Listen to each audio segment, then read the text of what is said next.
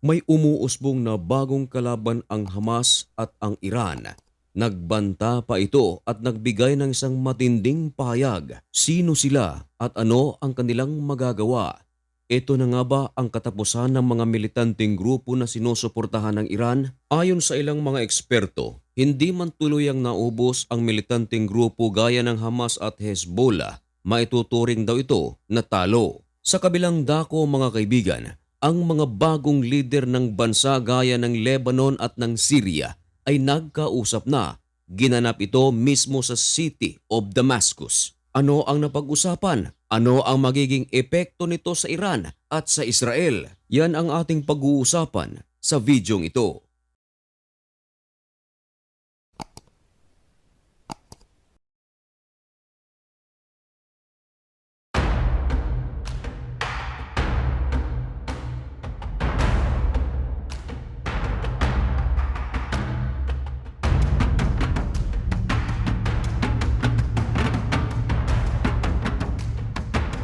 Maligayang pagbabalik mga kaibigan. Kumusta na kayo? Ngayon ay January 13, 2025. Mga maiinit na balita ang ating ihahatid sa inyo mga kaibigan. Ilang oras lamang ang nakalipas matapos mai-upload ang videong ito. Ibinalita ng The Times of Israel. Merong grupo na tumitindig at tumatapang upang kalabanin ang Hamas. May banta rin ito sa pamunuan ng Iran. Ito ay ang Fatah.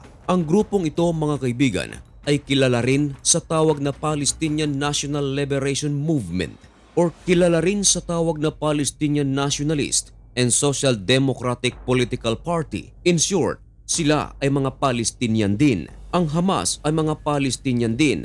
Meron mang ibang mga membro nito na ibang lahi pero halos lahat Palestinian. Kung baga mga kaibigan, kapwa mga Palestinian ngayon ay nag-aaway-away para ipagtanggol ang kanilang lupain. Nito lamang Sabado mga kaibigan, nagsalita ang Palestinian Authority President na si Mahmoud Abbas.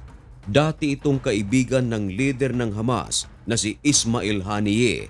Pero ilang araw lamang ang nakalipas, meron na itong matinding buwelta sa grupo ng Hamas.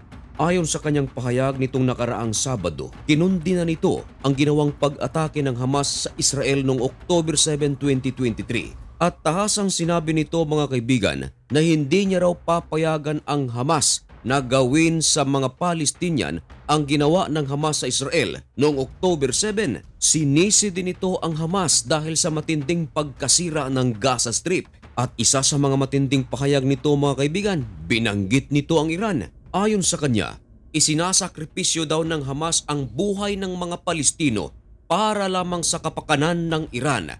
Hinding-hindi niya raw ito papayagan na mangyari ulit sa panahong ito. Ang akala ng iba mga kaibigan na hanggang salita lamang ang presidente ng Palestinian Authority na si Mahmoud Abbas kontra sa Hamas. Pero nagkakamali ang iba. Bakit? Sapagat sinabi ni Mahmoud Abbas, sila mismo ay nakikipaggera sa Hamas habang binobomba ng Israel ang militanteng grupong ito. Bilang patunay daw, ayon kay Mahmoud Abbas, mula nang sumiklab ang digmaan sa pagitan ng Israel at Hamas, ipinagpapatuloy daw nila ang security operation sa Jenin refugee camp at maraming beses mga kaibigan na nais magtago ng Hamas sa mga lugar na ito.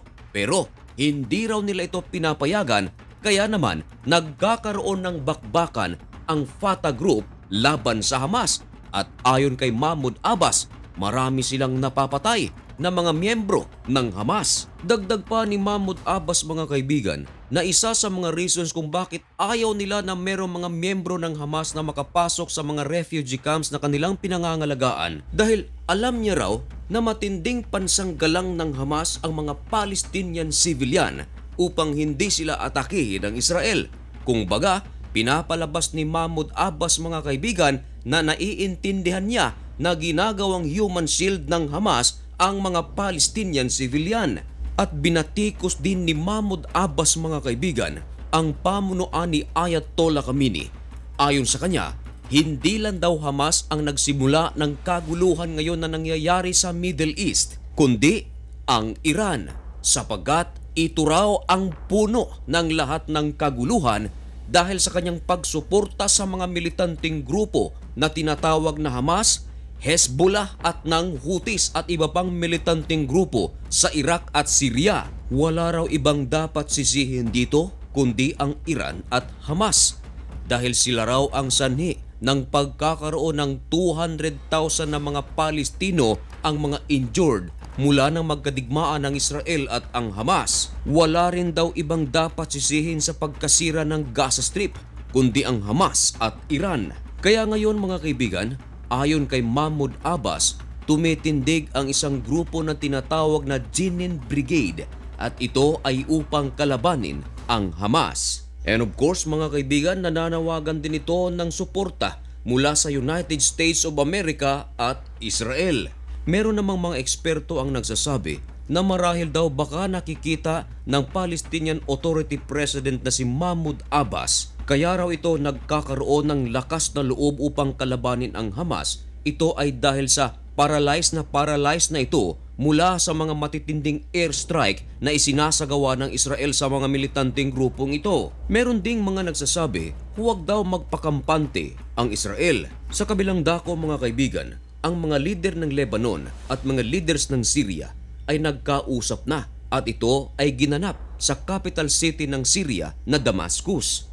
Itinuturing mga kaibigan na ang pagtatagpo ng mga leader ng mga nasabing bansa ay magbibigay ng isang malaking pagbabago sa Middle East. Paano naman ito mangyayari mga kaibigan?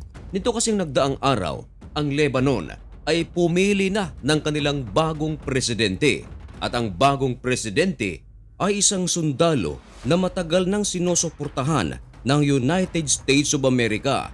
Mismong si President Joe Biden at President-elect Donald Trump ang gumagawa ng effort upang maipanalo ni Joseph Aoun ang pagkapangulo ng Lebanon. Lumalabas mga kaibigan na sa pamumuno ni Joseph Aoun sa Lebanon, magiging pro-Americans ito o pro-Western. Samantala mga kaibigan, ang gusto naman ng pamunuan ng Syria ngayon sa pamumuno ni Julani, nais rin na makipagkaibigan sa mga Western countries gaya ng United States of America at ng Israel. Ngayon, ang pinuno ng Lebanon, pro-American. Ang pinuno ng Syria, pro-American. Ang Amerika ay kalaban ng Iran. Isipin nyo na lang kung ano ang mangyayari sa relasyon ng Syria, Lebanon, Iran. Kaya sinasabi ng mga eksperto mga kaibigan na ang pagtatagpo ng mga pinuno ng Lebanon at Syria makakapagbigay ito ng malaking pagbabago sa Middle East. At sa meeting ni Julani at ni Joseph Aoun na isinagawa sa Damascus, napag-usapan nila ang kanilang relationship. Ayon kay Julani, there will be long-term strategic relationship between us, Lebanon and Syria. Kaya marami ang mga nagtatanong mga kaibigan, ano kaya ang posibleng mangyari sa Hezbollah na nasa Lebanon sapagkat ang presidente nito ay matagal nang sinusuportahan ng Western countries. Wala namang duda na ang kataib Hezbollah na dati ay nasa Syria, suportado ito ng Iran, ay pinatalsik na ng grupo ni Julani kasama ng napatalsik nito si Bashar al-Assad na malapit na kaibigan ng Iran. Mga kaibigan, antabayanan lamang ang mga susunod pa na update sa Syria, sa Lebanon, Israel, Middle East at saan mang panig ng mundo. Dito lang sa Usapang Banal. Kaya para maging updated ka, isubscribe mo na rin ang maliit na channel natin na ito. Hanggang dito na lamang muna ang videong ito. May God bless you and thank you so much for watching. Goodbye!